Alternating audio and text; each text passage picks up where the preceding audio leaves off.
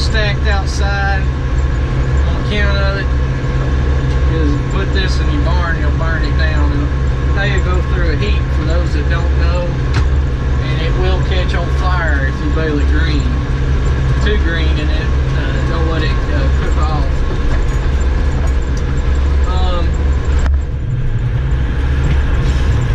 Today is going to be a good example of why you need a heavy tractor to pull this baler. I'm going to be on a lot of steep ground in some places, and ground that I could not bale this baler on with anything smaller than what this tractor is and lanes. This tractor weighs a lot compared to a lot of our tractors, and I'm going to be needing every pound of it. A lot of people have made comments on why we rake hay with a tractor that's 80-something horsepower. And the reason why is just like earlier, I was on that sidling ground, and the 383 was sliding on the side of a hill with a rake on it because it's so steep. If I'd been on a smaller tractor, I probably couldn't even have raked the hill. It's going to be a fun time baling it with this going up down this hay baler. Okay, today I just wanted to talk about tractor companies in general. I was watching somebody on YouTube earlier today around lunchtime while I was eating my lunch, and I didn't get to watch all of it, until tonight. I got to sit down and watch the rest of it. And I'm not going to say who it was or what company. He probably wouldn't care, but I just don't want to. I'll just leave that as his business. But I just want to touch on tractor companies in general as a topic. After seeing that, companies and these equipment companies, you really have to look into who you're dealing with and who's going to be there when you're broke down and you can't get the job done until it's fixed.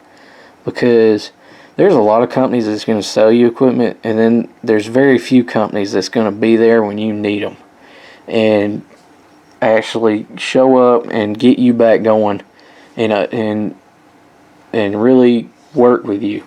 That's one reason why we've always dealt with AGCO. Just as an example of what I like to see out of a company is people that's going to try to help you, friendly people, parts that are fast and that can get to you, and reliability on a company's part. The other half, 50% of that equation, is the dealer you actually deal with. And y'all know I deal with cane equipment, and just finding a good dealer means more really than even the equipment company does, because if you can find a good dealer that is willing to do whatever it takes just to keep you work with you, and if you have a breakdown, do whatever they got to do to get you up and going as fast as they can.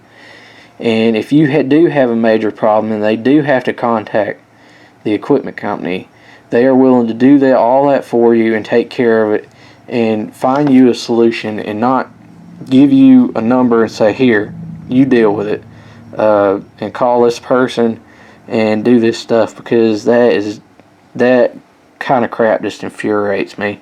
You spend a lot of money on equipment and whatnot, and you expect the dealer to be there if they have to just call and find out what you need to know for you and then call you back and just kind of be a middleman.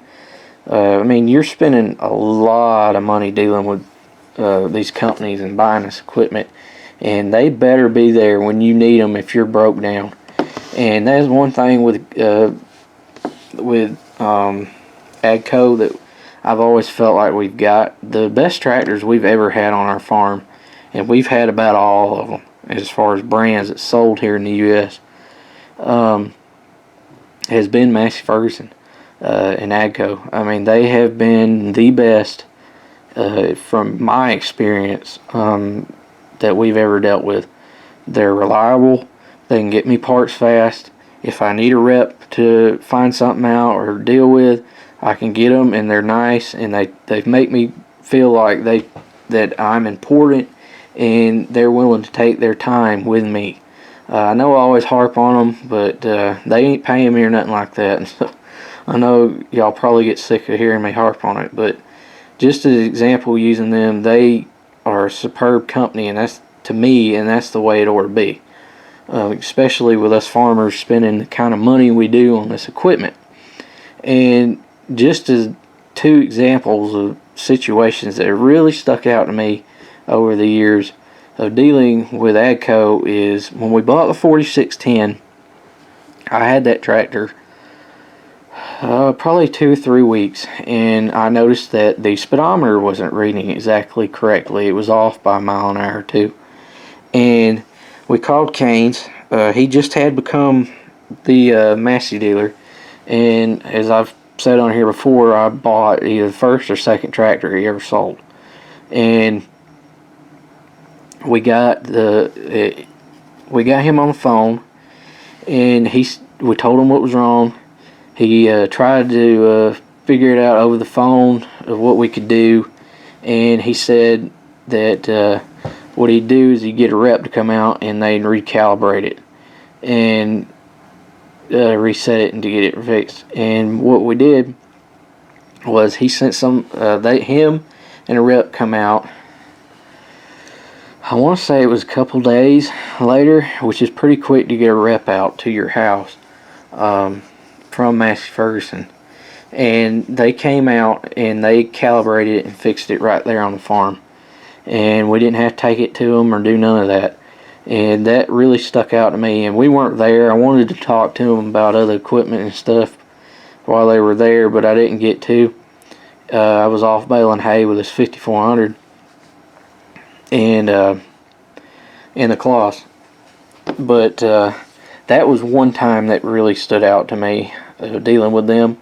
The other times with the dealer, as far as that goes, Canes, as I've said many times, he's always either had stuff overnighted to me if I needed it the next day and straight to my house, or done whatever they had to do if they had to pull a part off of something they had there that was used, or something that was simple to get off something new that he could replace real easy.